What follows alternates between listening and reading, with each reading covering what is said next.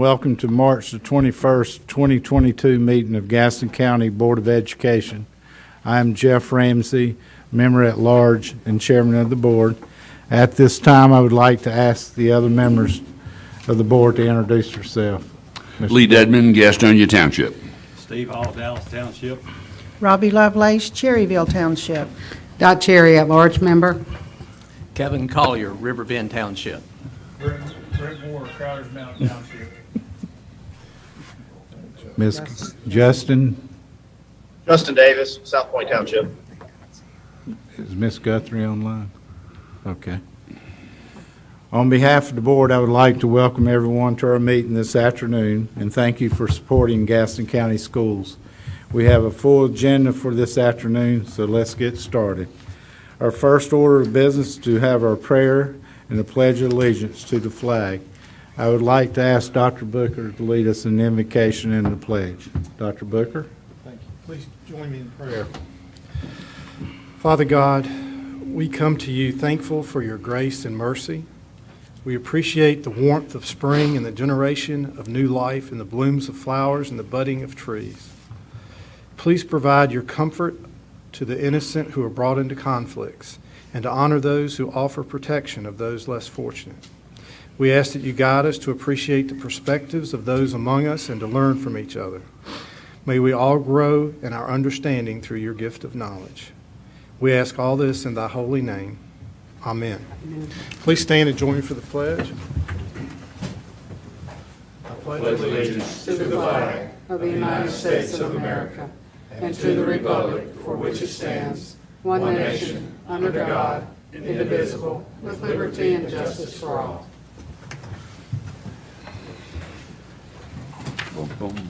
Our next order of business is to adopt the agenda, and I do have an amendment I wanted to read. It's for item 16 on your agenda. We'd like to make an amendment to the end of the grade and end of course summer school to an action item instead of an information item. Do I have a motion? Second by Mr. Dedman. Any discussion? All in favor? And Justin? Yes. Okay. It's unanimous. Okay. amended. As amended. Yeah, as amended. Yes, sir. You want to do that? That's correct. Oh, you still want to do it? I'm sorry. Mr. Dedman? I thought you were doing both of them. You're correct. I'll make a motion that we do adopt the agenda. As amended. That's all we did. As amended. Okay. All right. Brett Moore. All in favor? Yes. All right. It's unanimous. Thank you. Our next order of business is the good news happening in Gaston County Schools. Dr. Booker. Thank you, Mr. Chair, members of the board. There's several good news items. As you know, this is the time of the year we begin to learn about scholarships for our high school seniors, and it's great pleasure tonight to recognize a student at Highland School of Technology, Wazit Musi, who is a recipient of the University of North Carolina's Moorhead Cain Scholarship.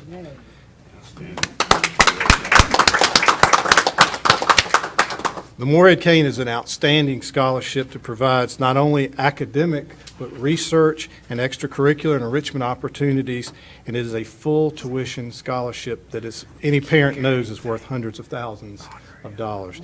This is a great achievement, and we want to congratulate him on being named a Moorhead Cain Scholar.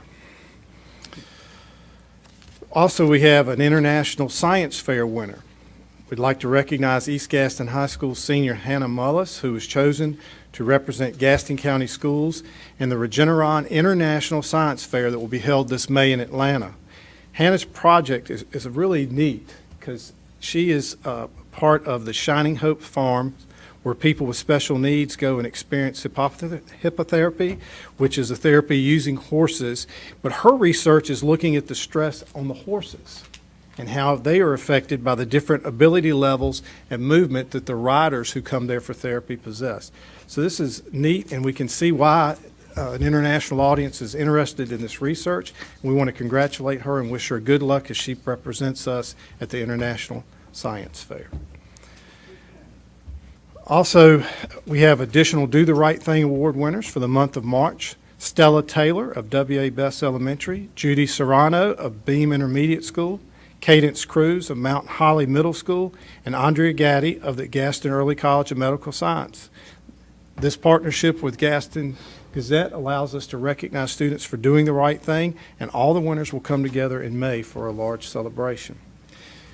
We were fortunate last month to be recognized in a state program for two of our assistant principals in Gaston County Schools. Bridget Best of Pleasant Ridge Elementary and Anar Henderson of Southwest Middle School have been selected to be participants in the first cohort of the North Carolina Assistant Principal Accelerator Leadership Program. This program is being developed in partnership with the PAPA, North Carolina Principal Assistant Principal Association, and the Belk Foundation, along with Department of Public Instruction. Only 25 participants were selected to be in this initial assistant principal cohort from across the state, and we were fortunate enough to have 2 selected. So we're very proud of both of them, and we look forward to what that program will offer for them. Also, we want to recognize Stanley Middle School, Alice Ballard and Jacqueline Tant. Both of them have completed a multi-summer program through the STEM Center of Excellence at the Citadel that focused on infusing computing instruction in the classroom. The school has received a $20,000 grant from the Citadel to provide training and help teachers infuse computational thinking into their lessons. Now, Mr. Collier, you're ready to tell me what computational thinking is, right? But it's use of computer-like mindset to discover, analyze, and solve problems, and enhances the learning process in various subjects, and reinforces skills and abilities in reading, writing, and math. That is correct. But I want to thank both Ms. Ballard and Ms. Tamp for their hard work and commitment to the program, and this continues the great work that's going on in the STEAM Academy at Stanley Middle School. It's a shame Ms. Guthrie's not with us because the Gaston County government released a video for Women's History Month that highlights a few of the outstanding female and community leaders that we have here in Gaston County. And we're fortunate that our own Director of Health Services, Susan Neely, was featured along with Ms. Guthrie as a board member. Both of these are advocates for education, and we know they take great pride in their service to the community.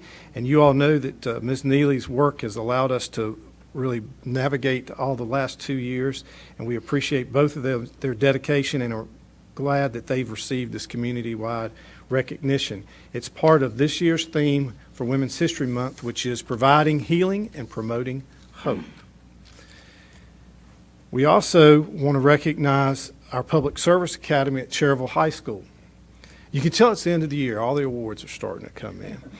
Last week, students in the EMT program got an up-close look at a medevac helicopter, which was landed on the practice field, and the students got to meet with the pilot and talk with other representatives about what it's like to operate the helicopter and provide medical care for patients who need to be transported. This is just one component of the Public Service Academy, and it's great to see the community supporting us by exposing our students to all that medical services and emergency medical technology has. At the same time, our Gaston Early College Medical Sciences received a very generous donation from Dr. Panyagati of the Carolina Urology Partners in Gastonia of $1,500. He visited the school, presented the check to Beverly Bowman, the principal, and then he met with the students and talked about all the opportunities in the medical field. He also stayed around and engaged with students in one-on-one discussions, and it talked about what it means to be a healthcare professional in our community. But what's really great is he allowed to fund so these kids can get more exposure to it. So we appreciate the partnerships we have in our community, and this is the way our choice programs continue to grow. So I know it was a lot, but I appreciate your time, and that concludes our good news. Thank you for all that good news in Gaston County Schools. The next item on the agenda is allow our opportunity for public expressions.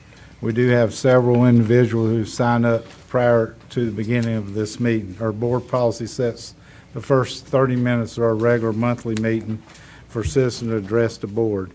We want to hear from everyone tonight. If our speakers will keep this in mind as we hear from each other, we will limit your time to 3 minutes. Our clerk will be our timekeeper.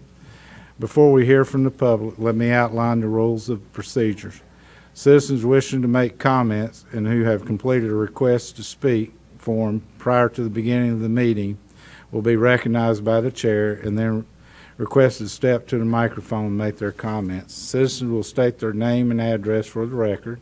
Comments will be limited to 3 minutes. Members of the board do not respond to public expression during the public comment period. Public expression does not allow for comments on confidential or personnel matters. Speakers who wish to give materials to the board will hand them to our clerk. The chair shall rule at all points of order during the public expression. Our first speaker is Benjamin Connor. No one? Okay. Lauren Frady. Haley Brazil. Ava Clarkson. And Ryan Sims. Okay. All right.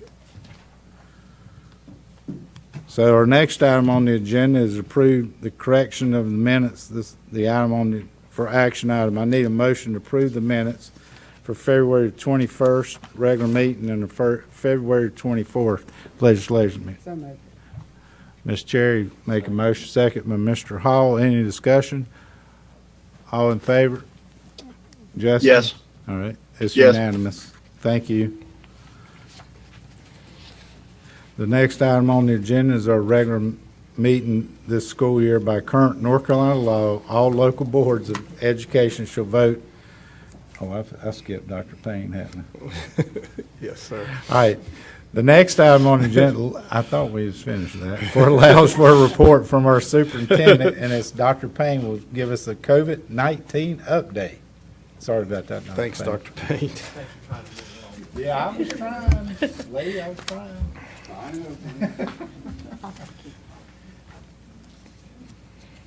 Good evening, Chairman Ramsey, Vice Chair Cherry, Superintendent Booker, and members of the board. Tonight, I would like to share with you our COVID-19 updates. Each month, we have been providing COVID-19 data, and as you can see, our numbers over the past 2 months have decreased significantly, with March only having 404 students and staff thus far being quarantined, and only 4 of those students or staff members testing positive. The CDC and the Strong Schools Toolkit have eliminated the mandatory masking guideline, and on February the 21st, Gaston County Schools eliminated the mandatory masking of students and staff on the school bus and made it an optional practice for all of our students and staff. Just a reminder that our students and staff who have been exposed will have the option to test at our testing centers, but it is not required for attendance in school, and those individuals are no longer required to quarantine.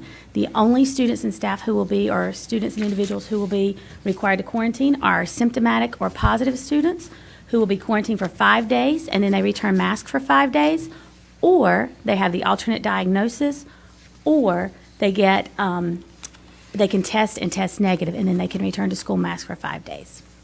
These are the testing sites that we have had the entire, since I believe it was in the beginning of January, and those testing sites are still open and will be open through the end of school. That is all that I have, unless there are any questions. And, yeah, Mr. Collier. Just a comment. The test to stay, I think, is just incredible. And in our superintendent's letter to the board every week, we see a significant majority of the people that test to stay, and I'm glad to see that they take advantage of that. I think it makes a huge difference of keeping the children and teachers in the classroom. Thank you. And I think that highlights the partnership. Mr. Eaton continues to provide us weekly phone calls, and then he provides the monthly reports to you all that show the decline throughout the community. So we appreciate that partnership and the support it's given to allow us to have these testing sites. Absolutely. Thank you. Any other comments? Thank you, Dr. Payne, for all your work. Absolutely. The next item is one that has been on our agenda every regular meeting this school year. By current North Carolina law, all local boards of education shall vote on face covering policy every month and either maintain the current policy or amend it. Our current policy is that masks are optional in Gaston County Public Schools for all students, staff, visitors of all campus. So do I hear a motion of the board how we should proceed? I move that we keep mask optional. Yeah, Mr. Dedman. Okay, and this will cover the buses now also? Okay, We vote on buses as well now? it covers it all. You're now allowed to do this. Okay. Do we have to include that, or is that? Yeah, you can We're include following the them. North Carolina. We are following the North Carolina Schools Toolkit, and when they made it optional, we went to making it optional. To include buses as well. All right, Mr. Cherry made the motion, second by Mr. Dedman. Any other discussion, questions? All in favor? Yes. It's unanimous. Thank you. Unless this change in law, this item will be reconsidered at the next board meeting, April 11th. This is the Senate Bill 654. All right. The next item on the agenda is a report from the Operation Committee. The Operation Committee Chairman is Lee Dedman. The other members are Dot Cherry, Kevin Collier, and Brent Moore. Mr. Dedman. Miss Cherry will be delivering our minutes. All right, Mr. Cherry. Okay. The Vice. Operations Committee met on Monday, March the 7th, here in the Central Office Boardroom. Chairman Ramsey has already indicated who's on the committee. The committee was updated on the planning process and conceptual evaluations for Greer Middle School. LS3P will soon be providing a schematic design. Our Chief Communications Officer, Gary Hoskins, excuse me, Gary, I gave you a new title. Our Chief Communications Officer shared with us an overview of the calendar survey that we'll be discussing tonight. Our Executive Director of Auxiliary Services, Dr. Morgan Hushard, gave us an update on the Auxiliary Services Department, which includes transportation, school nutrition, facilities, safety, and security. He also informed us that all departments were assessing and preparing for the recent fuel price increases. Associate Superintendent and Chief Financial Officer, Gary Hoskins, informed us that in November of 2021, the General Assembly approved the budget. PRC 071 contained money that the board needs to designate the state teacher/certified instructor support supplement received. The committee recommended approval from the board, and this item is also on the agenda tonight. Mr. Hoskins also stated that representatives from Cherry Road, no relation, has been in Gaston County helping with tasks and issues related to the system. There have been several off-cycle checks run, with manual checks being written when needed. Finance and HR departments continue to work very hard to ensure issues are resolved. The committee reviewed and recommended for approval the playground mulch for pre-K and elementary school contracts. This contract will appear on the consent agenda tonight. In other business, we learned that we may receive a grant of $169,000 to be used for athletic facilities.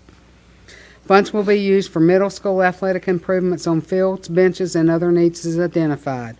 Currently, we are working with the county on a new construction needs-based grant and possible funding for infrastructure to connect water to Tryon and Chapel Grove elementary schools. And our next committee meeting is Monday, May 2nd at 4 p.m., but I think that has been canceled. So the next meeting will be announced later. Excuse me? April will cancel. I need some coffee. Yeah. That's the end of the report. Thank you, Ms. Cherry. Next item on the agenda is a report from Curriculum and Instruction Committee. Ms. Dot Guthrie is the chair of that committee. The other members are Justin Davis, Steve Hall, and Robbie Lovelace, and I think Robbie Lovelace is going to give that report. Yes, the Curriculum and Instruction Committee met on March 7th, 2022. Members present were Dot Guthrie, Dot Cherry, Justin Davis, and Steve Hall. The meeting was called to order at 12 p.m. A motion was made and seconded with unanimous approval to adopt minutes as presented for the meeting of February 10th, 2022, with no corrections. A motion was made with unanimous vote to change the order of the agenda. Staff presented information about Senate Bill 105, supplemental funding. Supplemental funding is provided for certain employees, including teachers and certified instructional support personnel. Senate Bill 105, supplemental funding will be presented as an action item for approval at the March 21st, 2022 board meeting. Staff presented information on the 2022-23 calendars for Gaston Early College High Schools and Gaston County Schools. This item will be presented as an action item for approval at the March 21st, 2022 board meeting. Staff presented high school exam schedules. Spring 2021-22 for traditional high schools and Gaston Early College High Schools. High schools are required by the North Carolina Department of Public Instruction to administer final exams for all courses. The NCDPI Accountability Department requires that exams be taken during the last 5 days of the semester. The high school exam schedule will be on the consent agenda for approval. Staff presented information on standards-based grading. Standards-based grading is an innovation in education that focuses on learning and helps increase achievement. It is often combined with instructional practices and culture to better engage students and foster a positive environment. Staff shared information on the cohort graduation rate. The committee meeting scheduled for April 4th is canceled. The meeting adjourned at 1:30 p.m. Thank you, Ms. Lovelace, for that report. Next item is the broadcasting Gaston County Schools athletic events. This is an action item, and Chad Duckett is going to present.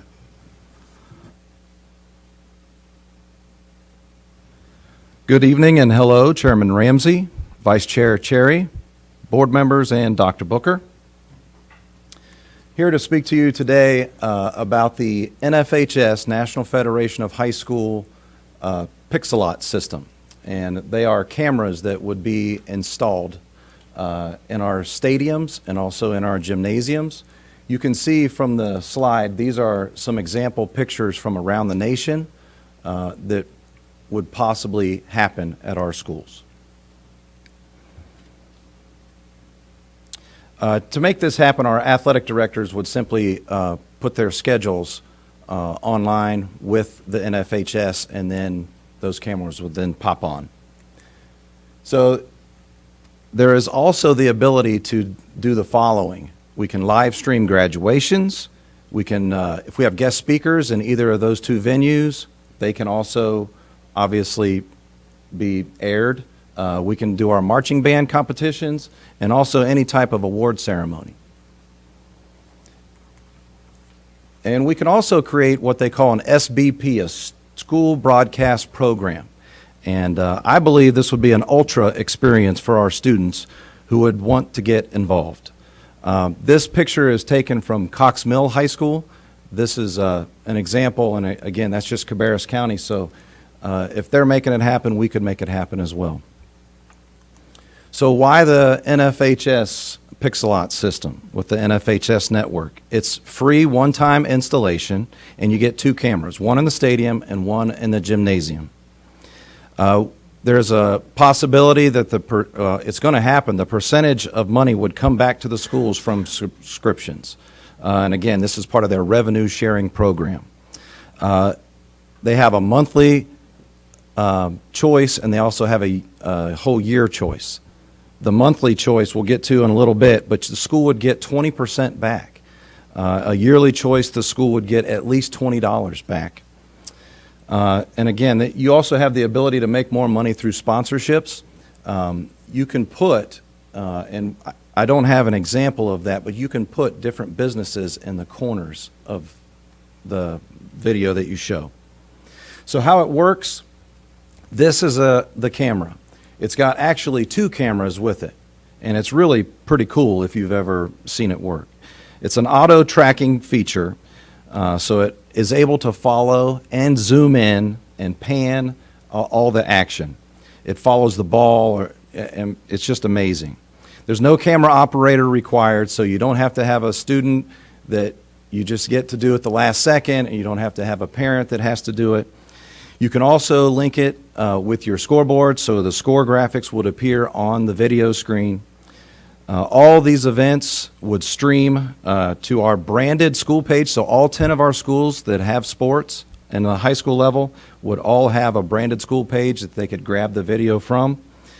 And each Pixelot unit can integrate with our coaching software, which our coaches are very concerned about because a lot of them use Huddle, and there's also VidSwap that's out there, and there's other companies as well, but this will integrate with all of those.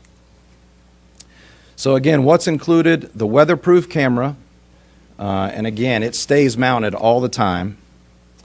The scoring device, which plugs right into our scoreboards, and a desktop computer. So again, that's obviously for production integration and video processing. So again, here's the cost to subscribers. If I just do a month, it's $10.99. So again, all of us are, I'm sure, aware of all the other apps, and a lot of us probably are involved with many of them, like Netflix or Apple or something like that. So anyway, monthly pass is $10.99, and you can cancel at any time. And remember, I said the school will get 20% of that money back if they just do a monthly fee.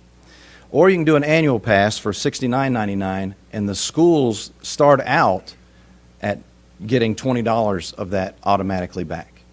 So, and I say it starts out because from 0 to 99 yearly subscriptions, you get $20, and then it goes up after 99. So again, those are different apps and where it can work at. And also wanted to show you who is using this.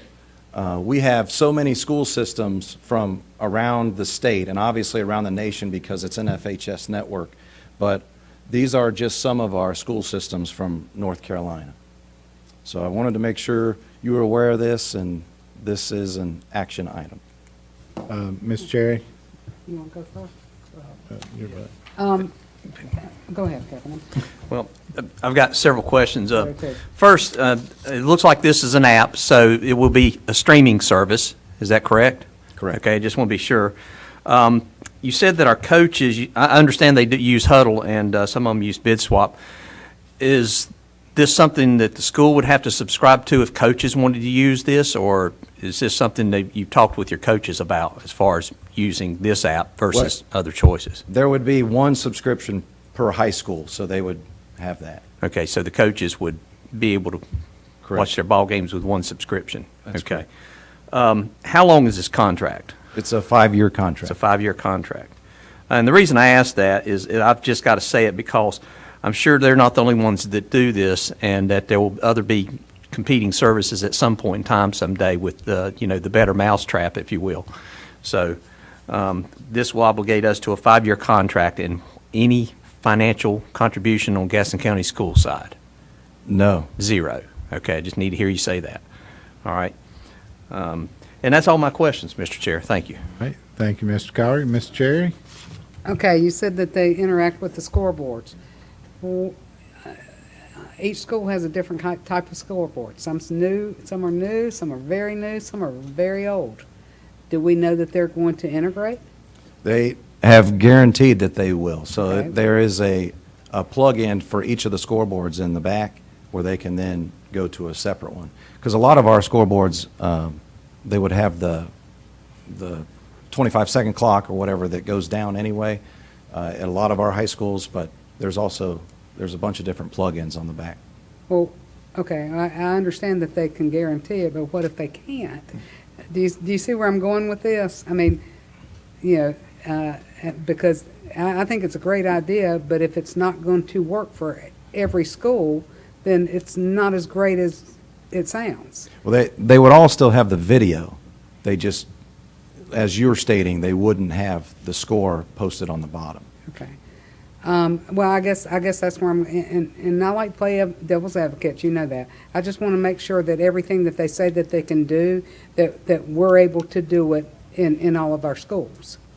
And I don't know what else that we would have to do on our end to make sure that everything's adaptable. That would be a concern of mine. I think it's a great idea, a very good idea. But, because of location of stadiums and just like with Aaron trying to get the Wi-Fi to some of the stadiums and some of the gyms, that has not been as easy as we thought it was going to be, and I don't even know if we've gotten it at every stadium yet. We're not at every stadium yet. Yeah, so, that concerns me, because I would want to make sure that each high school had the same opportunity if we're going to do a county contract. I would agree. I want all 10 at one time or not. Go ahead. Miss Lovelace. And then Debbie, Parents of our athletes asked to sign a permission form, or waiver, kind of. waiver. For the NFHS network, no. They're not. All of our games,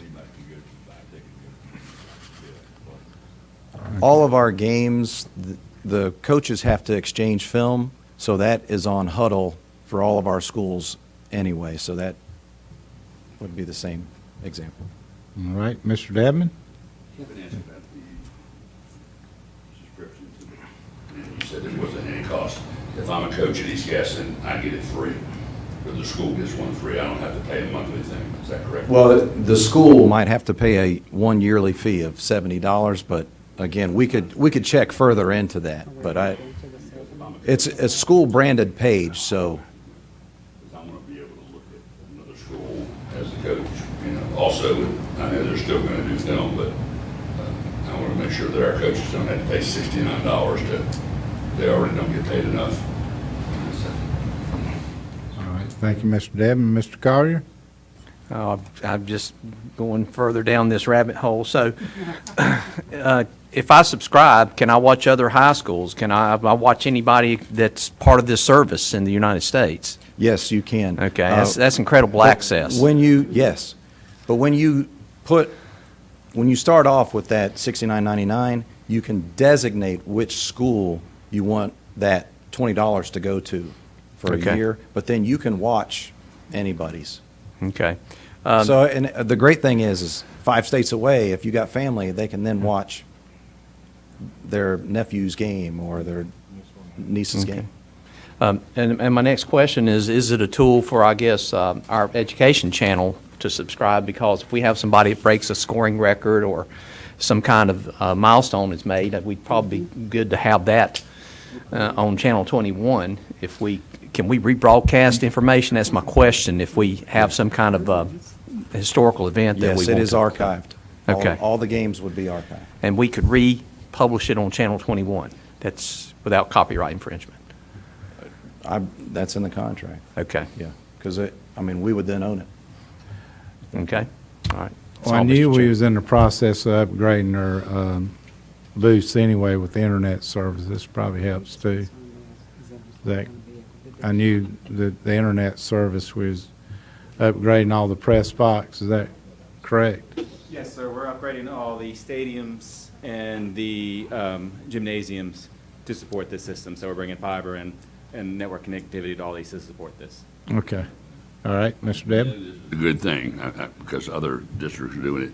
But, if I'm a high school principal and I rely heavily on a gate receipt, I'm going to be thinking, Kevin's going to stay at home and it's raining or it's going to drizzle. And, I'm not going to make enough money. I'm having a hard time paying the officials now. So, have you all taken that in consideration? Or I definitely have. Yeah.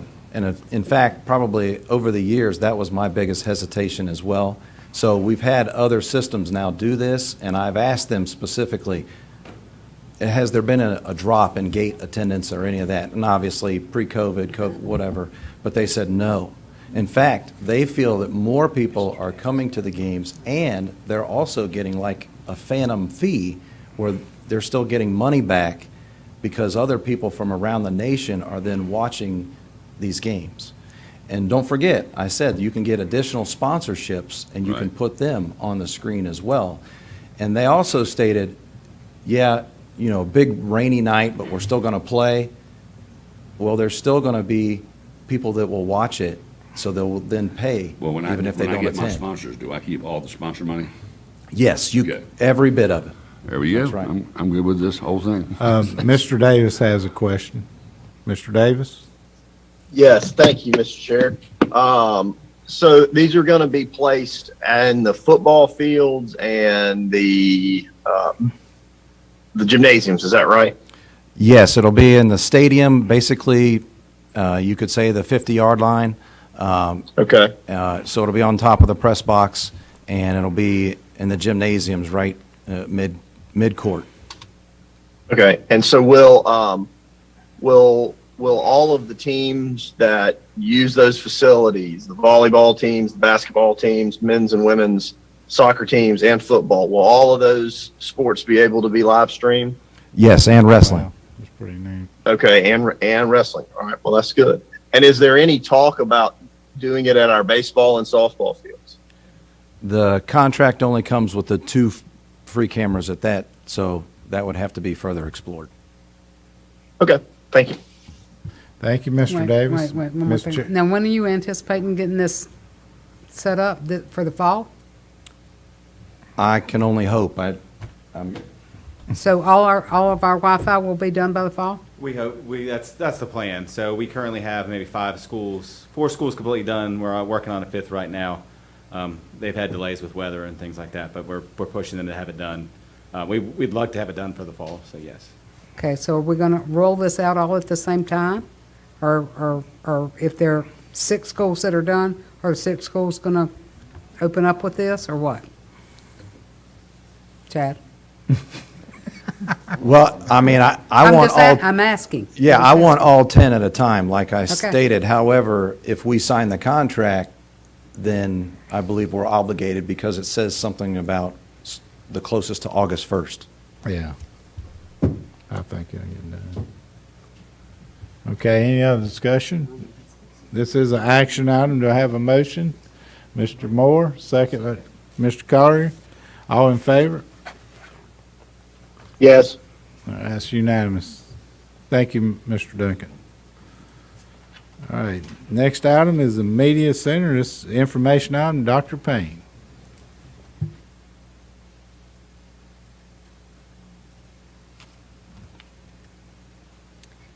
Good evening again, Chairman Ramsey, Vice Chair Terry, Superintendent Booker, and members of the board.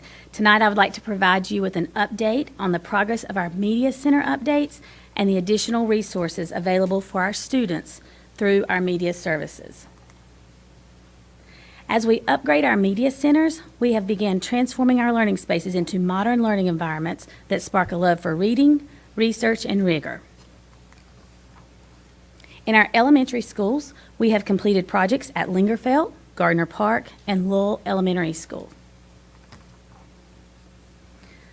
Lingerfeld has been updated with new paint, carpet, lighting, artwork, and soft seating, and they will be receiving a circulation desk in the next couple of days, which will complete the current project at Lingerfeld Elementary School. In addition, they have began creating a parent involvement station where they are going to welcome their parents in and provide a place for them to come learn, get involved, and be supported.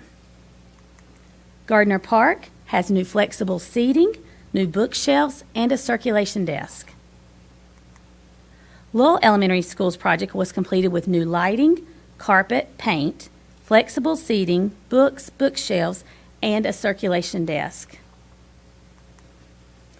In our middle school, the renovations, we have been focusing on opening Belmont Middle School, continuing our upgrades at John Chavis and W.C. Friday, and the project at Mount Holly Middle School is scheduled to be complete in the fall of 2022.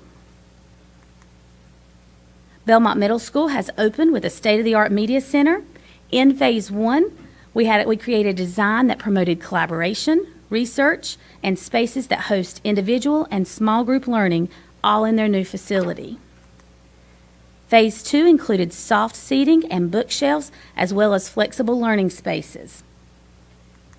And in Phase 3, the final phase, we had volunteers come in and help with the most important part, which was stocking our bookshelves with current learning material that will offer students a wealth of information and choices at their fingertips. Chavis Middle School has new carpet, new lighting, and flexible learning spaces. This upgrade is extra special because it's a direct reflection of our community and schools partnerships where we have worked together with collaborative funding. Last year, WC Friday was remodeled with new carpet, lighting, and paint. And tonight, we are proud to show you the completion of that project. They have new bookshelves that are fully stocked, flexible and soft seating, and a maker space that promote engagement and a love of learning, all in their student-centered learning space. Our high school projects, we'd like to share with you the upgrades that have occurred at South Point High School. South Point has new carpet, new paint, new mini blinds, a drop ceiling, and LED lighting, which you can see here. In addition, into their sleek design, students have new shelving, a flexible seating option, a circulation desk, and areas where students and staff can go for collaboration, planning, and workspaces to meet their individual needs and learning preferences. All of our media center have been allocated to funds to make improvements to their resource offerings and book collections.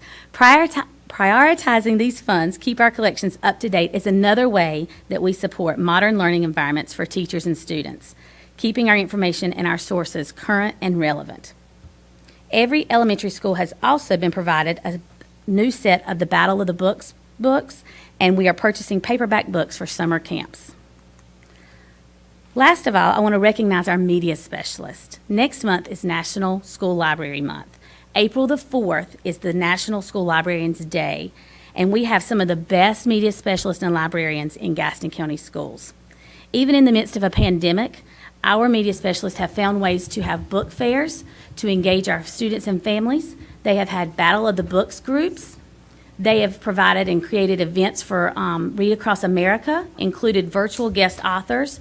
They have facilitated One Book, One School to engage families in a love of reading, as well as classes throughout their school and providing creative ways to circulate to make sure all of our students had books in hands. So I ask that you please join me next month to take time to celebrate the outstanding school media library specialists that we have in our schools. That is all I have, so thank you for allowing me to share the good news about our school libraries and media centers. And, Mr. Chair, I'd like to take a moment. There's somebody sitting in the back of the room that we need to recognize. Pepy Jones, would you mind coming forward, please? And I'll apologize in the front, but 42 years of service to Gaston It's been a while. All right. So she has done a fantastic job, and every year I beg, please stay one more year, because all this work you saw, she has coordinated all the schools that we have done, the new schools going back to Stuart Kramer. I've been working with her my 11 years here, and it's just a great gift to this community, what you have done. And so thank you. Thank you. Yeah. I Ms. bump into Pepy all the time, and usually when I bump into her, it's at the old schools, and it's amazing how back to life she's brought the media centers at the old schools. We've got folks who are just, the team, it's a team effort. Well, And they are working as hard as they can possibly work. It's good stuff going on out there. well, and you're an inspiration, but I mean, just bringing them back, it's like spring flowers blooming. It just changes the whole atmosphere at these schools. Thank you so much. Thank you. Well, that's because of all the dollars that have been put back into our schools, and we couldn't do it without the board's support, so thank you. Thank you. I do appreciate it. Yeah, I love the new vibrant colors. They just pop out, and the kids love it, I know. And Miss Guthrie's not with us tonight, but we know she'd be ecstatic, and she'd say the hub of the Learning Center is the Media Center. So we all agree. Tell them which school they really need to go look at, Pepy. The All of one them. that just popped, that on my side of town. Oh, Lingerfeld. Lingerfeld Yeah, I thought it is was. unbelievable. The difference in something as simple as lighting and a little paint. It has transformed that media center. So, and when the rest of it's finished, when the circulation desk is in, and all the rest of the cleanup's done, it's going to be amazing. We'll have to have a party over there. Sounds good. Before you step away, on behalf of our school board and our superintendent, we want to thank you for all your service. This is what makes Gaston County is a great school system, people like you. I do We thank appreciate you it. again. Thank you. Thank you, Pepy. Any other questions? It's just an information item, so if you don't, we're moving on to academic services, instructional resources. Dr. Jackson. And Gary.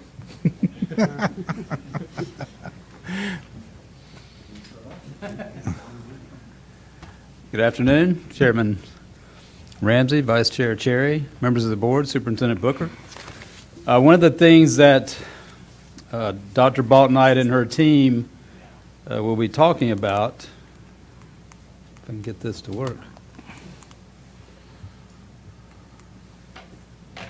is a number of different programs that academic services will be using in the coming years. Some of these programs we used pre-COVID. Some of these programs came after COVID hit. And so one of the first things that I certainly ask, and I know that many of you ask, is that, how are we going to pay for all these programs? A lot of these are software, remote learning programs, et cetera. And so just as a reminder, this is our current budget. Our current budget is $435 million, with about $101 million of that from COVID. So we use a lot of these COVID funds to help fund some of these programs. And in fact, about 83% of our funding comes from either COVID or state funds for all these programs that you see here. So as Dr. Baltnight and her team start going through these programs in a little more detail, she just wanted me to come up here and reassure you that we have looked at the funding, made sure that the funding is solid. We have COVID for another couple years, and then some of this is either going to, probably transition into the state, because the state is really encouraging a lot of this remote software and remote learning opportunities. So, we're certainly keeping an eye on that and watching our dollars as it comes to that. So, with that, Dr. Baltnight, I'll turn it over to Dr. Jackson. Thank you, Gary. Chairman Ramsey, Vice Chair Cherry, members of the board, Superintendent Booker, thank you for allowing me to present instructional resources we would like to use to ensure our students grow during the 22-23 school year. We'd like to start out with WorkKeys and ACT. It is a platform where we can assess our students. The importance of this platform is we all know that ACT and WorkKeys is a performance indicator for high schools on their school performance grade. Students get to take an assessment. They have an initial placement. They get to practice the skills where they have a deficit, but they also get to take quizzes to ensure that they're meeting the standards they will see when they take the ACT WorkKeys and ACT assessments. Actively Learn and Achieve Math gives our staff members a large selection of resources, from reading text to science simulations to videos, and it is used in 6th through 12th for social studies and in 9th grade through 12th grade for math, science, and social studies. Assessing Math Concept is a formative assessment tool that we use in kindergarten through 2nd grade.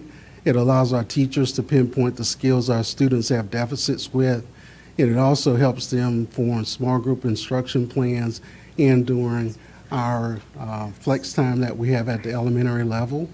And it also is a part of our multi-tiered system of support tier plans that we work with our students in kindergarten through 2nd grade. Curriculum Associates Already, we have used Already now for about 6 years. It is required as a universal screener by the Department of Public Instruction. We give a diagnostic 3 times a year, at the beginning of the year, the middle of the year, and the end of the year.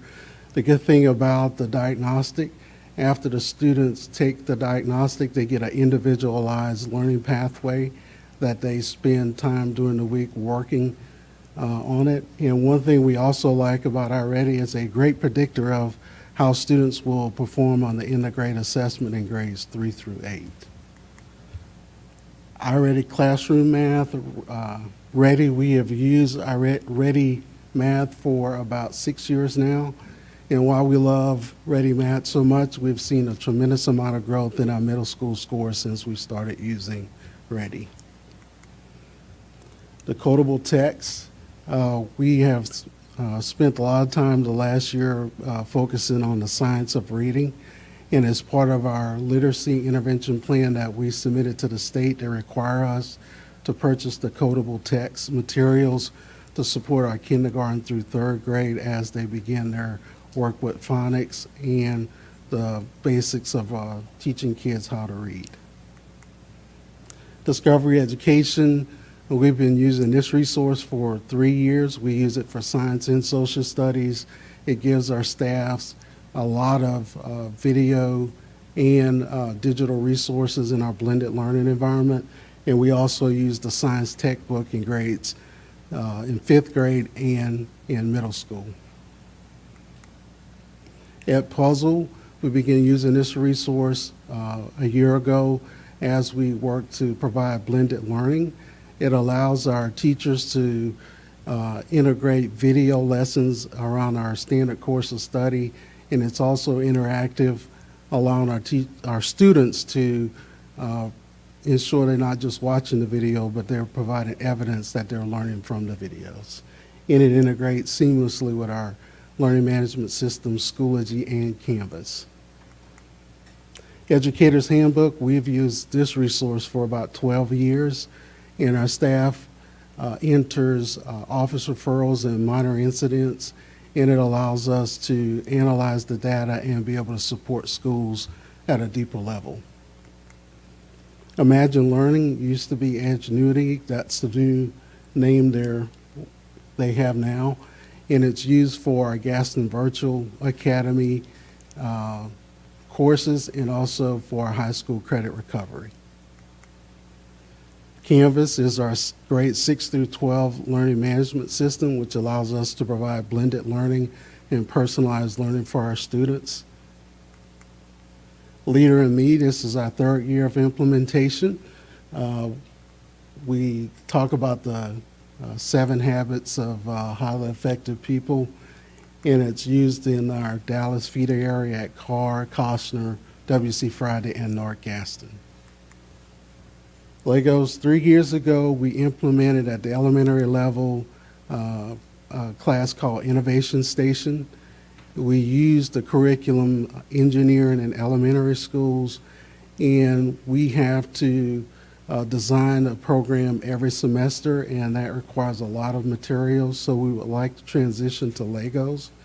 It would not only support our robotics program, but it also gives our students a chance to learn engineering practices, computer science, but also integrate math and literacy.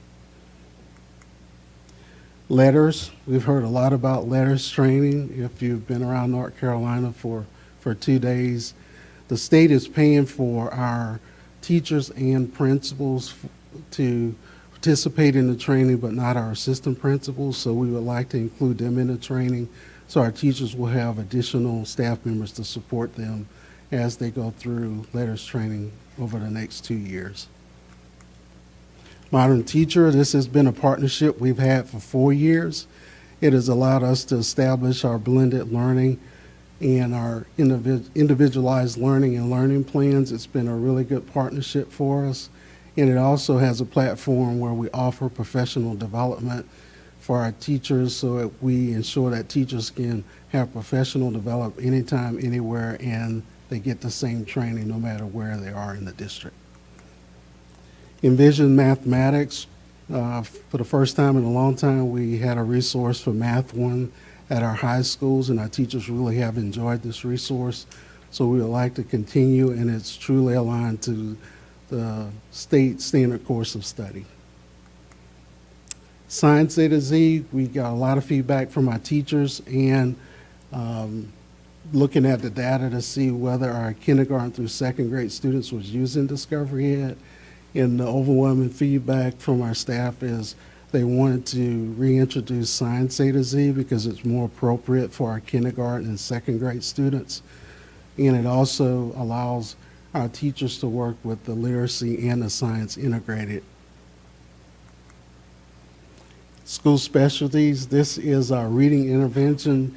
We provided a lot of professional development last summer with this program, and we've had overwhelming support from our teachers of how they can use this resource to provide interventions during flex time, but also using our multi-tiered systems of support. So this resource has really given us a lot of feedback. Our staff have really loved this resource. Schoology is our kindergarten through fifth grade learning management system. This allows us to personalize learning for our students and where we house a lot of our resources for teachers.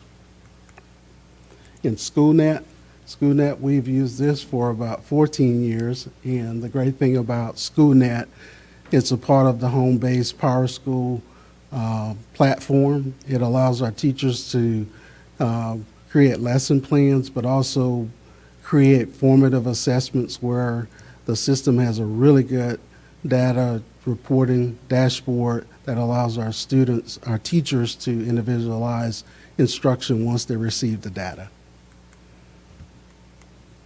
And finally, TransMath, just like we use assessing math concepts for our interventions in kindergarten through fifth grade, TransMath is what we use in grades 6 through 12.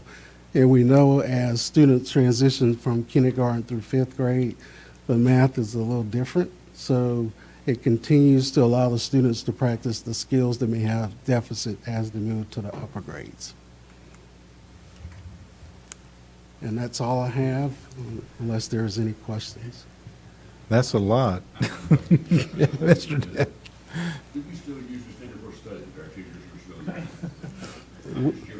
We do, in like the slide on Modern Teacher, we spend a lot of time with Modern Teacher reforming our Gaston blended and a blended learning environment where we're individualizing learning. And we've seen that those resources are integral in us being able to offer an education whether kids are in the building or at home in our learning management system. So all of those go through a vetting process. We use ed reports. So all of our working with Modern Teacher, we evaluate. And with Science A to Z, that was something that we got feedback from our teachers that would better be used by our I don't have a kindergarten problem with all second this. I do have a problem because I think we spend too much money on this, but that, I understand why. I just wanted to make sure that our teachers are still using the standard course of study and implementing through some of these programs, because if I was a teacher now, it would be really easy for me to pick out 5 of these programs, and that's the way I would teach. I wouldn't even need the standard course of study. And Mr. Detman, that's the importance of our work with the Modern Teacher. Right. We have really organized to be able to individualize learning for students. So a lot of the resources as we develop in learning plans for specific students, that really is, the resource is just a tool, but our teachers have done a really good job of. Since we've been doing all this, individualizing have we seen any increase in our third grade reading scores? I think for. I'm just saying, we've been doing this for how many years, Dr. Balkan? Well, Mr. Dennis, we continue to add resources. We had a shift midstream at March 14, 2 years ago, when we came in. So we do have more digital resources, and what we realize is some students respond to that well, and some don't. So that's why you hear us talking a lot about blended. We're doing a mixture Right. of those. We're really personalizing the learning. Everything always that we do is tied to the standard course of study. And so because we're personalizing the learning, we're taking the standard course of study, which is just a document, and bringing that to life to meet the needs of individual students. So what we're trying to do, if this student does well with a lot of interactive virtual things, and they may get some more of those things, this student may get more small group time with the teacher. And that's what Dr. Jackson continues to talk about. I understand all that. I'm just wondering, when do the teachers do direct instruction? Every day. They do it every single day? Every day, yes, sir. Okay. We're still doing our 120 minutes of literacy and 90 minutes of math. That has Okay. not changed. We're just using these additional tools to support them because we know the learning loss has gotten larger and wider. It was already there, but it's continuing. But prior to the pandemic, we were making progress. Now our goal this year is to get back to where we were pre-pandemic so we can lift off from there. Well, to get back to my other question, and I don't want to belabor this because I know that we do need most of these things, but have we looked and seen how much our improvement has been in third grade since we've been using, there's 21 on page things programs that he's went over tonight It's a lot of programs. But all of them are for third grade, they're K-12 resources, the other. Mr. Davis can't hear you. Okay. Yeah, check y'all's mics. All of My them are mic's on. not for third grade, they're K-3, they're K-12 resources. In addition, we have so many other things there are lots of other things that we already had in the district that we use to support our teachers. But one of the things that we know as teachers move around, we're trying to provide consistent resources to make sure things are equitable. So we also look at the usage rate of these different programs. One of the things that Dr. Jackson highlighted that we noticed in our Discovery Ed, which we had a contract, we've reduced the contract because in K2 they didn't think it was a valid, good resource. So we listened to our teachers who are the experts. Nothing replaces a good teacher in a classroom. We all agree with that. These are things to support them with their work. And so in K2, they didn't think the Discovery Ed was good, so we now are asking to replace that with the Science A to Z. So that's one example where feedback from teacher helps change what we support them with so they can do a good job with instruction in the classroom. Thank you, ma'am. Thank you, Mr. Dedman. Mr. Collier? Dr. Bognight, if you'll stay there. So somebody like me who's not a teacher, not been involved in education, I've just sat on this board a long time. So these are tools that, when you talk about blended and specific to students, my understanding is that this gives teacher data, which is critical to help students with a scalpel instead of trying to go after them, trying to solve problems in a classroom with a hammer, so that they can kind of target down to where each individual student needs help. Is that, am I on the right path and thank here? you for that example. We talked about as far back as 2008. By the time we get end of grade scores or EOG scores, that's autopsy data like a doctor would get. We want to know throughout the school year, where is a child and how can we adjust instruction? Teachers very much need to have real-time data to know how to address the needs of students. That gap has been widened by COVID.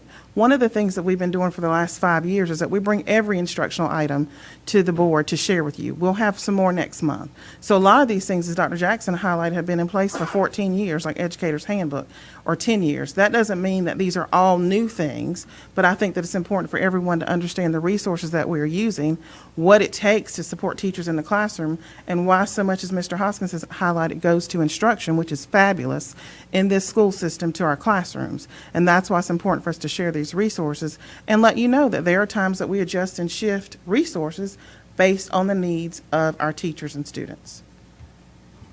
Thank you, Dr. Bognight. Right. Thank you.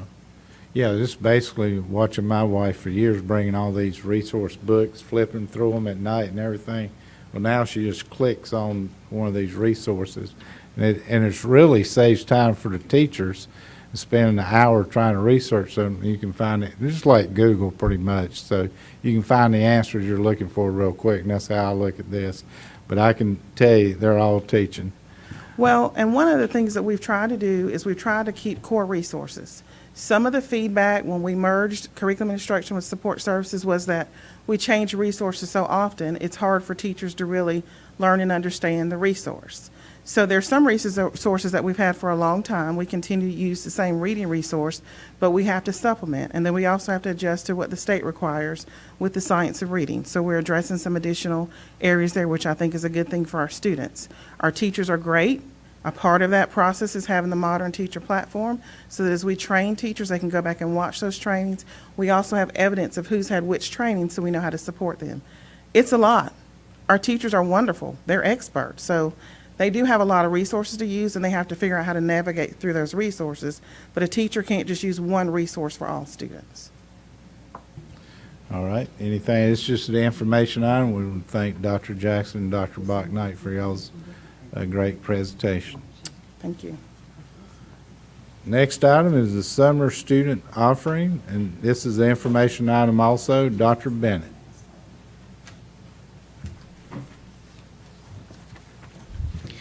Good evening, Chairman Ramsey, Vice Chair Cherry, members of the board, and Dr. Booker. Thank you for allowing me the opportunity to discuss some exciting summer options that we have for our students. This summer, all grade levels in the Exceptional Children's Division will once again host summer camps for students to prepare for the 22-23 school year. Camps will vary in nature, but will focus on small group work, acceleration, and relationship building. Additionally, opportunities for professional learning will be built in for staff members. Our elementary reading camp will be a literacy intervention offered to any third grade student who does not demonstrate reading proficiency and any first or second grade student who demonstrates difficulty with reading improvement. This is a component of our literacy intervention plan. Reading camp will be taught by highly qualified instructors selected based on demonstrated student outcomes in reading proficiency or reading improvement. The camp will include 72 hours of instruction. Our summer camps have two funding sources from the state. The Summer Bridge program funds high-quality, evidence-based learning and enrichment programs to address the academic impact of lost instructional time and responds to the needs of academic, social, emotional, and mental health needs of at-risk students grades K-12. The program requires 50 hours focused on academic acceleration by exposing students to grade-level content. The Summer Bridge Academy requires students to be led by highly effective teachers in small group settings. Social and emotional learning must be incorporated into activities, and community partnerships will be created to align with the instruction. The Summer Career Accelerator program funds high-quality, evidence-based learning and workforce-aligned programs in the summer to address the academic impact of lost instructional time and responds to the academic, social, emotional, and mental health needs of our students. This will be the primary funding source for middle school summer camps that will combine core learning with career exploration and STEM activities to engage our students. The Summer Career Accelerator program, through the Summer Career Accelerator program, the Career and Technical Education Department will align with local businesses to support career exploration through our summer camps. Summer camp brochures are being mailed to students who have been initially identified as candidates based on our current data. Schools can further identify and invite students to register for summer camp. Most of our summer camps this year will be held Mondays through Thursdays, June 10th through the 30th. The Camp Gaston website will soon be active, providing parents with information about our camps. It can be accessed through the Gaston County Schools homepage. Our elementary camps will be housed at these 8 sites. Our goal is to have a 1 to 15 student to teacher ratio. All middle school sites will serve as summer camp locations. This is dependent on our ability to staff and upon student enrollment. Students will engage with grade-level core content aligned with STEM and Project Lead the Way activities. Additionally, middle school camps will partner with our CT department to offer career exploration opportunities for our students. For high school students, incoming 9th graders will be able to attend a reading and math acceleration camp at Ashbrook High School. Credit recovery and grade improvement opportunities will be held at each individual high school. High school students and families will receive this brochure outlining credit recovery and grade improvement opportunities being offered this summer. Any student needing to recover a credit will work from their home high school. Students will also have the opportunity to improve a lower than desired grade earned during the 2021 or 21-22 school year, as we know students have struggled with remote learning and virtual learning. This process will allow students to improve a 9 weeks grade up to a B, improving their overall grade for their course. Exceptional children camps are being offered to AIG, pre-K, and EC identified students. The camps offer opportunities targeted at the unique need of these exceptional learners. Camp offerings for EC identified students will be held at Webb Street. Camps for AIG and Composer identified students will be held at Pleasant Ridge, Greer, and Ashbrook. Pre-K camps designed to help prepare pre-K students for kindergarten will be held at Lingerfeld, North Belmont, Sherwood, Springfield, and Tryon. The deadline for families to register students is Friday, May 13th. In order to register, parents can use the QR code or the bit.ly link on the invitation they receive in the mail. Thank you again for the time this evening. We look forward to serving our students with these engaging opportunities this summer. Does any board member have any comments or questions for Dr. Bennett? Dr. Bennett, what do we have a maximum number for elementary and middle school? No, ma'am. We're seeking right now to, Because as far as middle school. 15 to 1, but for elementary, but Mr. Chair, a big challenge that we had last year, that we'll have this year, is finding faculty and staff to support the programs. And so as long as we can meet that side of the equation, we just want to maintain the 15 to 1 ratio where we can. Okay. So that will be predicated on what we can offer totally. But you had a big turnout last year, Dr. Bonnett, right? Our teachers were fabulous. They rose to the occasion. We had great staff in place, even had a wait list. So we're hoping to have that same problem again here, Ms. Cherry, and be able to invite more students in. Okay. Okay, anything else? Mr. Davis, do you have any questions? No, sir. All right. While they're there, I want to thank the whole academic services team. This is quite an outreach effort and a lot of planning that has gone into it, and really encourage our teachers again to support this program by performing and doing the great work that they do. Last summer was great success, and we hear people talk about learning opportunities that have been lost. This is a great way of bridging some of that gap. So I appreciate all the work that has gone into this and the information that's already out. Encourage parents. That date of May will get here before you know it, so please sign up so it allows us to properly plan.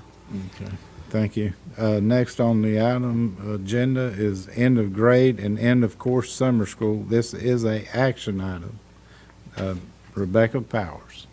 Good evening, Chairman Ramsey, Vice Chair Cherry, members of the board, and Superintendent Booker. Tonight, I come to share information about our end of grade and end of course summer school testing option that we offer to our students. We have been doing this for multiple years here in our district to support students that need a second opportunity to take these assessments. One of the requirements by the state is that we receive approval from our local Board of Education for these items so that our students are able to participate in an additional offering of a summer experience with end of grade and end of course testing. For this year, we are requesting that 3rd through 8th grade have a reading and math opportunity to retest at the end of the year, as well as our 5th and 8th grade science students. This will be offered if they need this opportunity with remediation built in between the first and second assessment. We are also asking to do the same for our high school students in the areas of biology, Math 1, Math 3, and English 2, as well as NC Extend 1 students in the areas of math and grade 11. Thank you, Chairman. That is all I have. Yes, it is an action item. Second. Any discussion? All in favor? Yes. Okay, that's unanimous. Thank you, Ms. Powers. Next item on the agenda is our Gaston Early College calendar for 2022 and 23. This is the action item. Todd Higgins.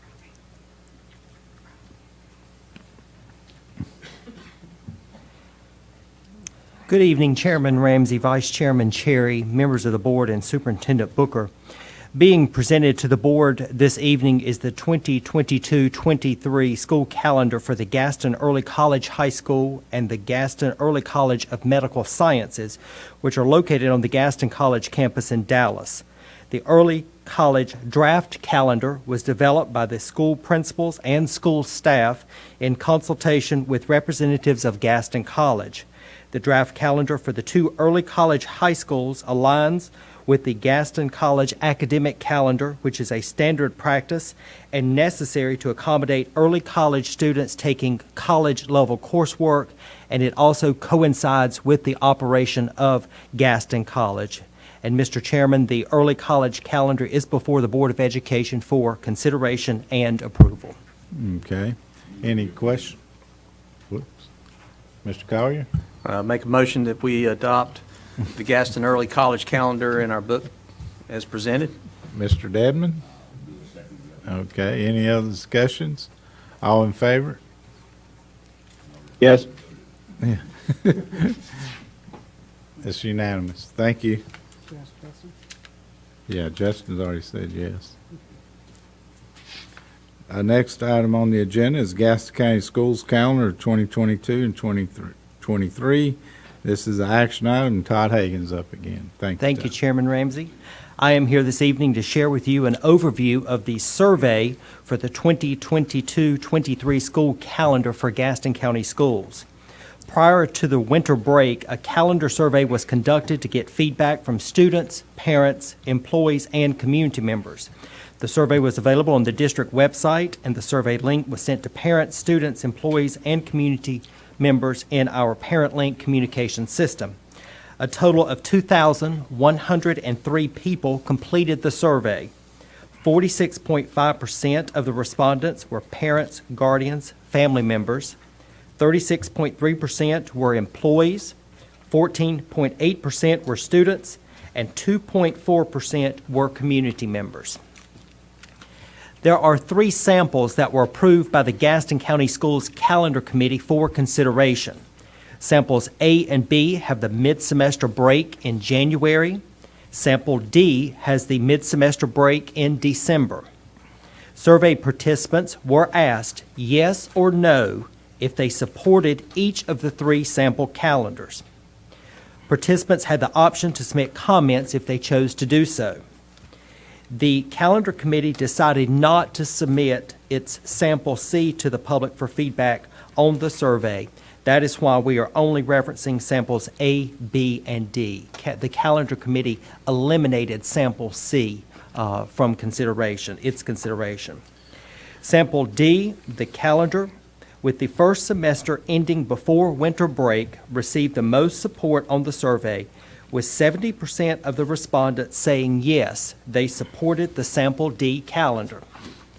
Samples A and B have the mid-semester break in January.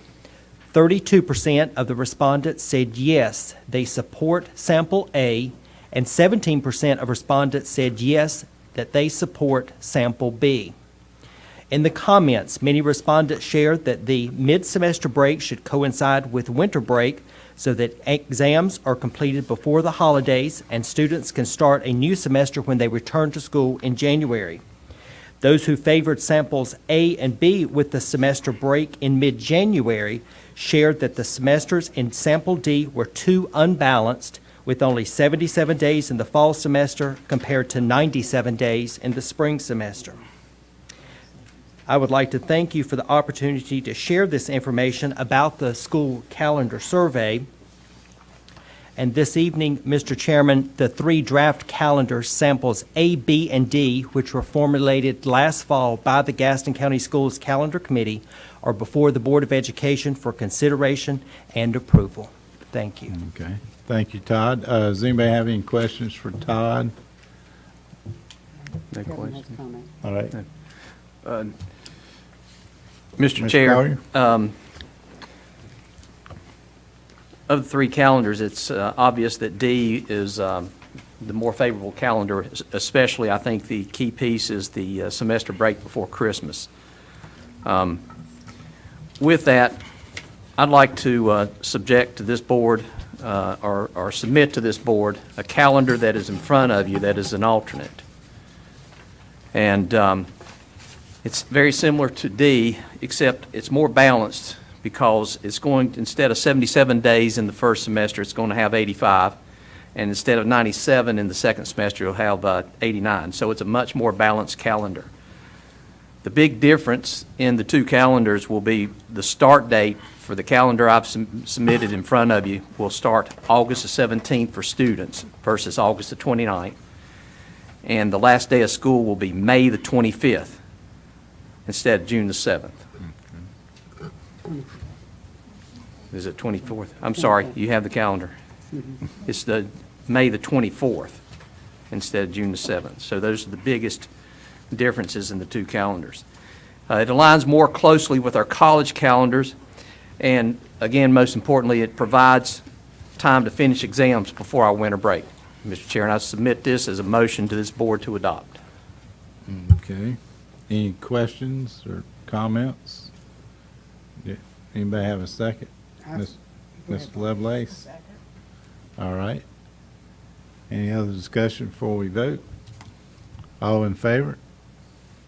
Yes. And that's unanimous. Thank you. He can make sure it gets on the website. You're, Mr. Hagan. All right. Thank you. All right. Next item on the agenda is supplemental funding for teachers. This is an action item. This is Gary Hoskins. Thank you again, Mr. Chairman. I'm here to present to the board for approval supplemental state funding for teachers and certified instructional support. In November 2021, the governor signed Senate Bill 105, which was the 2021 Appropriations Act, which was essentially a biennial budget for the current fiscal year and the next fiscal year.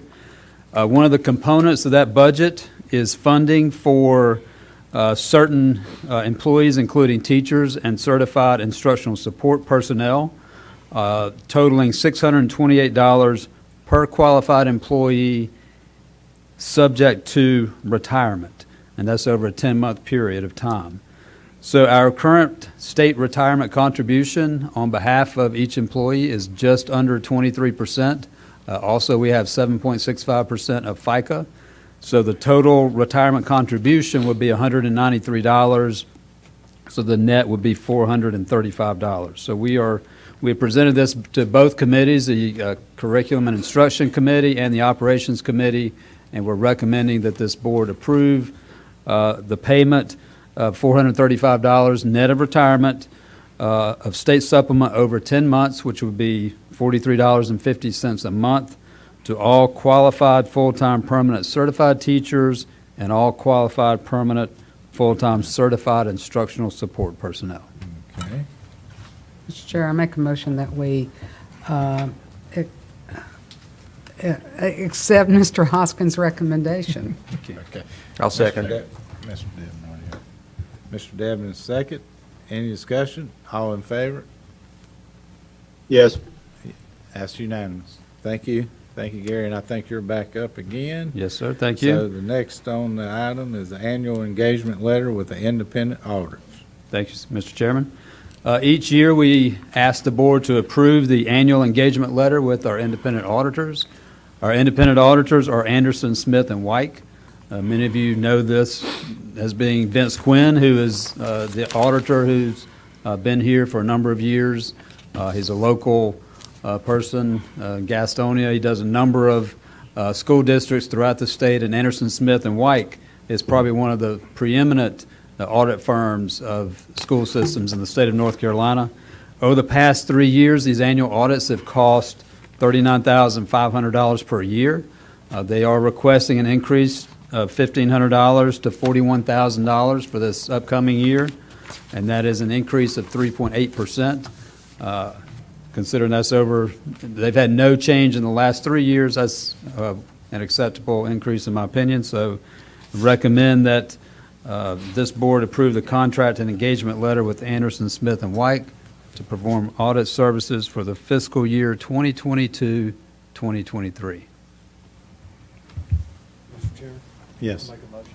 All right, Mr. And I'll- Moore. and I'll second it. by Mr. Carter. Any discussion? I got a comment. All right, go ahead. Factor over 4 years, that's less than 1% a year, which is much better than most of our other professional services we have. Yes, sir. I remember a day where we paid well into the mid-40,000s for this audit, way back before Mr. Quinn was working for a firm, and we actually followed him from that firm to the firm he's with now. So to Mr. Hoskins' point, they do an incredible job there. A super professional outfit that looks after this board, even tells us when we overspend our money from the state like they did. So, Yes, as sir. Ms. Lovelace pointed out, that was, so I just wanted to make that comment that that's really, in this day and time, Unheard of. yeah, unheard of, exactly. Thank you. Thank you, Mr. Carter. Any other discussion? All in favor? Mr. Davis? Yes. That's unanimous. Thank you. And Gary's going to take the next agenda, Superintendent Budget Request of 2022 and 2023. This is an information item. Thank you, Mr. Chairman. At each of your seats, you should have a detailed proposal of the superintendent's budget request, and I will go through this with the slides here. We started this process, we started talking about this at your board retreat on January 21st of this year. We sent out a budget survey to stakeholders back in December, presented that information to you.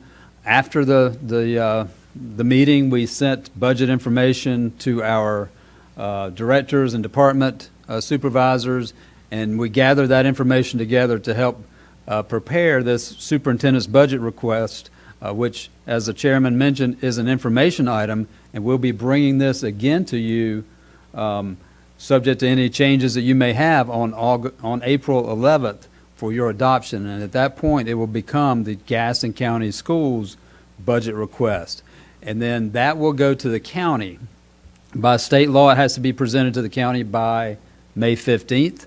Typically, the county approves their annual budget in May. As I mentioned earlier, the state has a biennial budget, so we won't have to be waiting on the state this year. So hopefully, we'll even have our final budget resolution done by June 30th. And if we don't, we will have to have a balanced interim budget by June 30th. So one of the two. So hopefully, we will see that budget resolution by June 30th. So just looking at our local funding, a 3-year history, back in 2018-19, we were at $48.3 million. The county gave us an extra $500,000 for teacher supplements, $850,000 for our choice program. That's when we were ramping up our choice activities, and $610,000 for technology. So our local funding moved to $50.3 million. Right after that, the following year, we had a $500,000 cut from the county. So that took us down to $49.8 million. And this current year that we are in, we were actually fully funded with our budget request, which is the first time that's happened since I've been here. We requested $1,690,000, and we were funded an additional $1,690,000. That included teacher supplements, employer-paid benefits, inflation, and compensation increases for both classified and certified employees. So now our local budget is $51.5 million. So that includes some teachers and support staff, school administrators. Probably half of our assistant principals are paid for out of local money. We only have state money to pay for probably half of the number of assistant principals that we have. It pays for our choice programs, as we mentioned earlier. The county funded that about 2 or 3 years ago. All of our school maintenance, safety and security comes from local funds, as well as utilities, insurance, and a lot of our supplies and equipment comes from local money. So there's two types of operating requests that we have. Our ongoing expenditures, which means just keep things going the way they're going now, and our new initiatives. So we talked about the budget survey, and we talked about this quite a bit in the board retreat. Here are the 6 primary budget results of where our funding should be based on what our shareholders say. And it's increasing the teacher supplement. That's been number 1 for each of the last 8 years. Increasing classified salaries, more TAs, student support, school interior, and safety systems. And so what I have here on this sheet shows how we plan to fund and address those 6 primary items. And the first 2 are included in our county expansion request. That's our increase in the teacher supplement and increase in classified salaries. The TAs are state funded. The increase in student support, we're funding that with COVID dollars. Those are our nurses. We've got about 30 additional nurses. We had about 25 on staff, and now we added 30 contracts so that we have 55 nurses. That's where that funding comes from. And then our improving school interior, upgrading school safety systems, we use our capital funds for that. So we have a plan to address each of the 6 items that our stakeholders have said are our primary concerns. So our ongoing expenditures are just over $1 million, include these 3 items: the increase in paid benefits, replacing end-of-life mobile devices, and then the inflationary impact. So the benefit of having a biennial budget is that we know what the increases are going to be next year. Unless the General Assembly makes some change, they've already said what the budget is going to be for next year. And so we know, based on that November budget that was approved, that our health insurance premiums that we pay as the employer are going to go up 5.4%, from just over $7,000 to almost $7,400 per full-time employee. In addition, the employer retirement contribution is going to go up 5.7%, from just under 23% to just over 24%. So again, every dollar that we put in to somebody's salary, 22 cents, 23 cents, 24 cents, goes to the state retirement system on their behalf. So the total cost of that is $445,000. We've also started a couple years ago replacing end-of-life Chromebooks, and we know that we've got about 6,800 students that will be entering second grade, sixth grade, and ninth grade over the next year, and we know those devices cost $200 or $300, depending on where the inflation is. So that's about $2 million. We're not asking for those funds from the county. We're just letting the county know that we're using COVID money for these devices. But when the COVID money runs out in 3 years, we're going to be coming to them and asking them for those funds. So we want to make sure that they're a part of this planning process. And finally, budget. In the budget we have inflation, and the inflation is projected to be 2.3%. That excludes fuel and excludes food. It's been going up quite a bit lately. I don't know if it'll come back down. We know that our purchases of goods and services are about $15 million, so that would add about $212,000 to our budget. Again, this is ongoing budget, same thing we've been doing this year. In addition, we know that Duke Energy is going up about 4.7% on our utilities. Our utility costs are about $5 million, so that's $235,000 of inflationary adjustment. So the sum of those two is $578,000, and I think we're being pretty conservative on the 2.3% inflationary adjustment. So our new initiatives, I'll go through these one at a time, but they total $1.7 million almost. The first one is the same one that we've had every year, and that's increasing our teacher supplements by $500,000. Over the last 8 years, we've increased it by $4.18 million. As I mentioned earlier, and as this board just approved, the state is also putting in another $435 to each of our teachers on an annual basis. But we are requesting another $500,000, which is consistent with what we've been doing over the last 8 years. And this chart just shows you where we've been over the last 6 or 8 years. And you can see pretty consistent $500,000. Sometimes they drop a year and add another $500,000 the following year. And the 4.18 is the total. So the impact on the teacher, and these numbers come from DPI. So in 2014, the average supplement was $2,229 per teacher, and now that has increased to $3,246. Now that's through 2020, 2021, because they don't have data for this year. But that's quite a bit of an increase, just over $1,000. However, when you look at where we are compared to our peer group, we're actually worse off now than we were 6 years ago, 8 years ago, when we really started this program. We've fallen a little further behind the state average and a little further behind Union and Cabarrus, because they're the most like us in geographically and by size. Again, with the biennial budget, we know that next year's cost of living increases for our classified employees, and those are custodians, bus drivers, TAs, etc., is going to be the greater of 2.5% or $15 an hour, so we can quantify that fairly easily. So that's going to total about $215,000. The same with our classified, and those again are our teachers, guidance counselors, media specialists. We know that's going to be 2.5%, and so that impact would be about $116,000 that we're asking for. We talked about adding the 30 nursing positions. We've already done that. We're already funding that with COVID money, but we have that in our 3-year projection for what we'll be asking the county of. Also, our custodial, we increased these positions last year, added 10 positions to the schools and 4 more positions to the district to help with the cleanliness and disinfecting and all the COVID-related duties that our staff has to do. That totals about $600,000, but again, we're not asking for those funds from our county. We're just letting them know that in 3 years from now, we're going to have to make some decisions on that. Teacher leadership, we know that the number of graduates from college with a degree in teaching continues to go down as the number of vacancies continues to go up.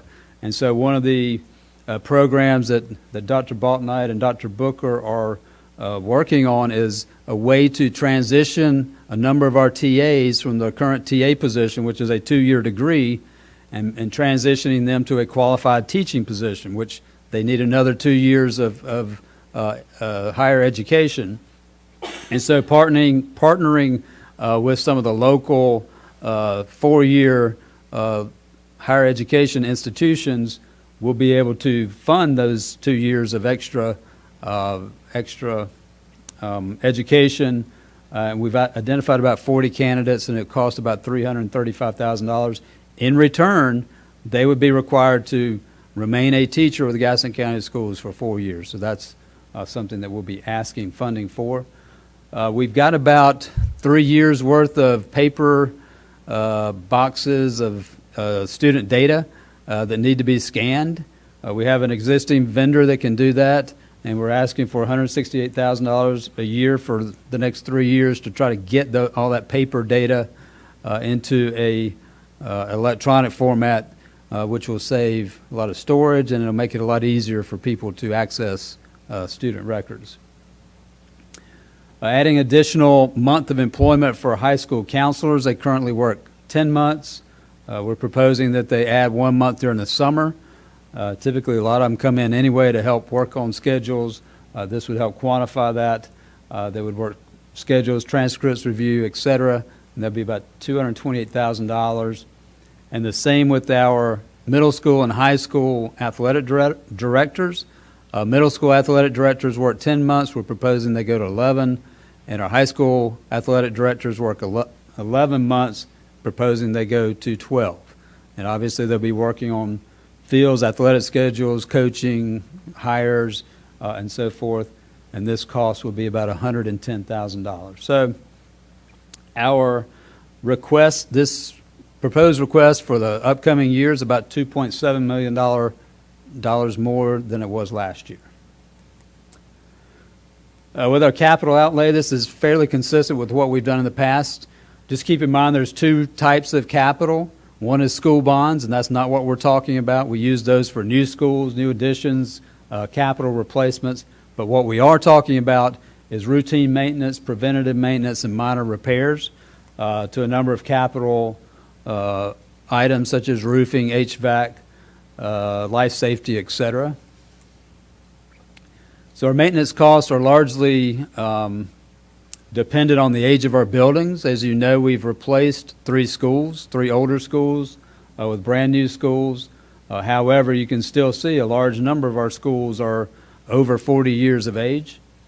Also, the custodial staff and the backlog of maintenance. So when you look at what our funding is now, we're currently funded at about 24 cents per square foot when you compared to even the minimum is like 91 cents a square foot. This is data from the America's Great City Schools. This is what we've used for the last several years. So you can see we're well under what we need to be. And so we're going to ask for about $6.3 million, which is really puts us where the median is when you look at the fact that we've got 5.2 million square feet of space. So this is where the funding would be. Most of that is with general renovations. We'd also use it for some technology, vehicles, and furniture. So we do believe that this budget proposal is consistent with the school district's vision to inspire success and lifetime of learning. And that's all I have, Mr. Chairman, unless you have any questions. Mr. Dedman? Good job, Gary, by the way. Thank you and your staff. How many schools do we have on Duke Power? I'm just curious. Just a I would have to look into that. I'm not sure. Obviously, all the city schools are on the city of Gastonia. Right. You got some that are, I think, 2 Rivers. And there's actually, I think, one is in a co-op from Rutherford County. Okay. But Duke Energy sort of, the city of Gastonia buys theirs, I understand, from Duke Energy. So if Duke Energy goes up 4.7%, the city of Gastonia is going to go up 4.7%. So we just use that as a baseline. We know others will follow. I was just curious. Mr. Cherry? Oh, I'm sorry, Howard. Go ahead, Steve. Office personnel, the schools, are they certified? Like No, the sir. secretary? No, sir. treasurer takes care of the money in the school No, system. they're not certified, they're classified. So where are they? They're classified, they would be, in this, they would be the the greater of 2.5% or $15 an hour. Okay. And if you're certified, you're Have you not started a 2.5%. step grade system?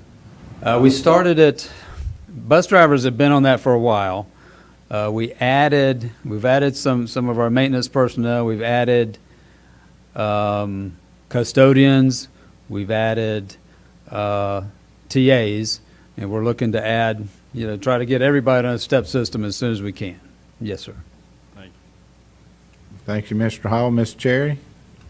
Gary, I just want to thank you for the report. I think it shows our stakeholders, how strategic you are and our planning and laying out the budget and giving them a good idea of where our funding does go. And I appreciate that because it's very telling. And there's a lot of money expended in our system, and it's done right. So thank you for the efforts that you put in this report. Sure, thank you. Mr. Davis, you have any questions? No, sir. Okay. Anyone?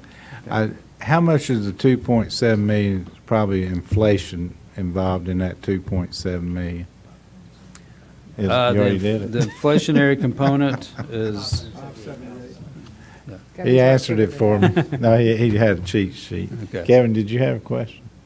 Comment? Well, this is more of a comment than anything else. This board and our staff needs to be prepared as COVID money runs out in the future because we've started a lot of really good things that we funded and paid for with the COVID funds. I mean, the Chromebooks is just, that's a huge expense that was covered by the COVID money. So as we look forward and this money runs out, this is going to be a big bear to find funding for these funds when they're gone. yes, sir. Okay. This is an information item. But Gary, thank you for all your work. Thank you. Move to our next item on the agenda is our consent agenda. There are several items on our consent agenda tonight. Please take a look at the item, and do I hear a motion for approval? So moved. Mr. Hall Go ahead, Steve. and Mr. Devon second. Any discussions? All in favor? Yes. That's unanimous. Thank you. This brings us time to hear from our superintendent, Dr. Booker.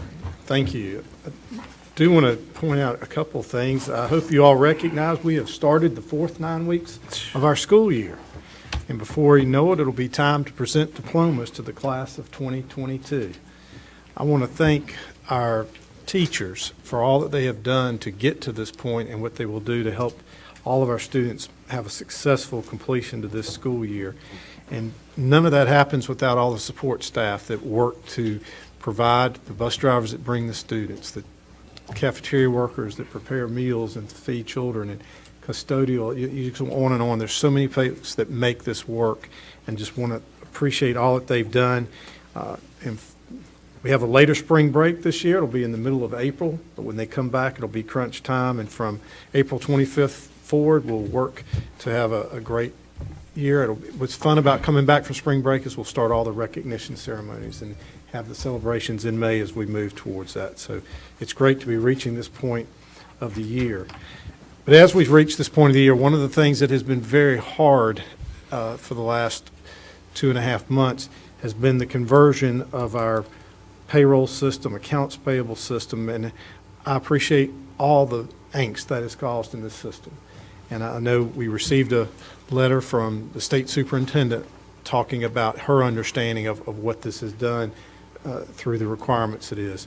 I want people to know that we continue to work. Last week, we had numerous senior executives of Cherry Road and Oracle in our district talking about the implementation, talking about the challenges. We talked to them about the need for more staff to help us and the solutions, and they have stepped up. We continue to have additional personnel on site working towards this as we work to try and resolve this. And I encourage folks, as they've done, to let their supervisor know if there's still issues so that we can continue to address those and hopefully move to a more smoother process.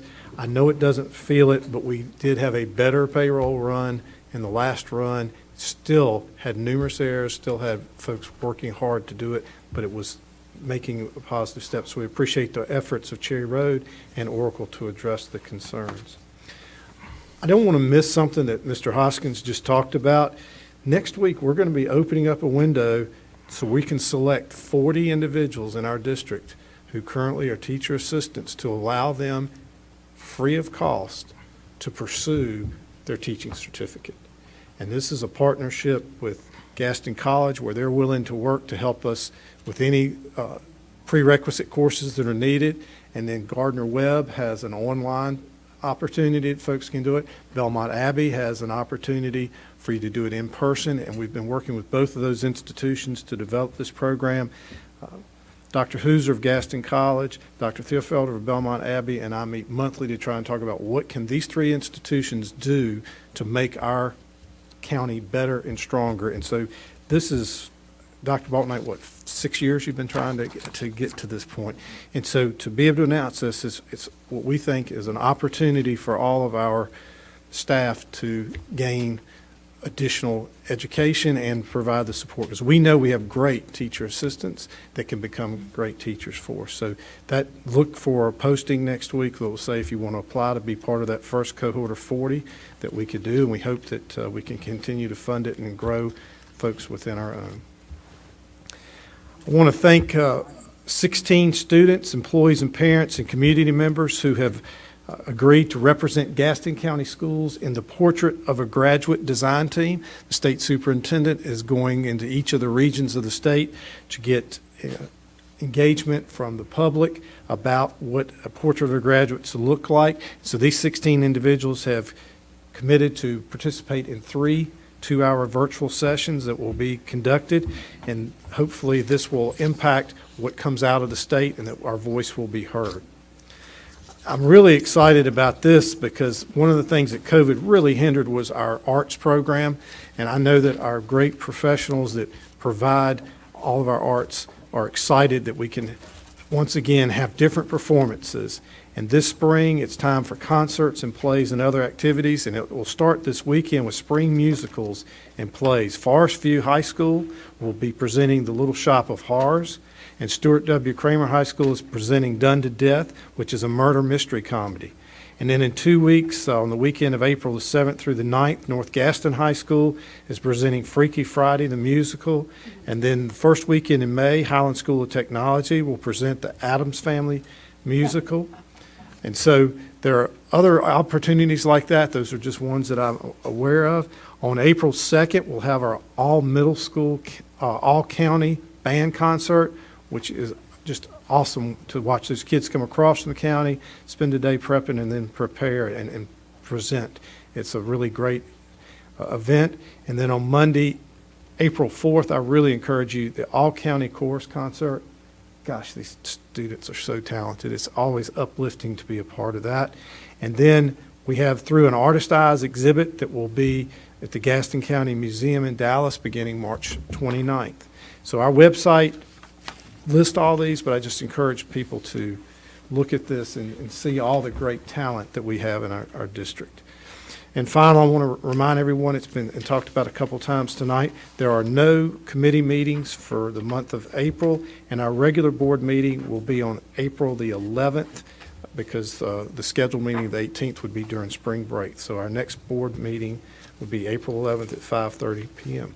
Mr. Chair, that concludes my presentation. We do need a closed session to discuss a couple of matters. Okay. Thank you, Dr. Booker. And I just wanted to follow up on a couple of your comments. On behalf of the board, we want to say we're sorry for all the employees and the inconvenience we've had with payroll. I can tell you we're working night and day to make it right, and hopefully we're getting a solution and resolve all the problems for this. But thank you for all your patience through this.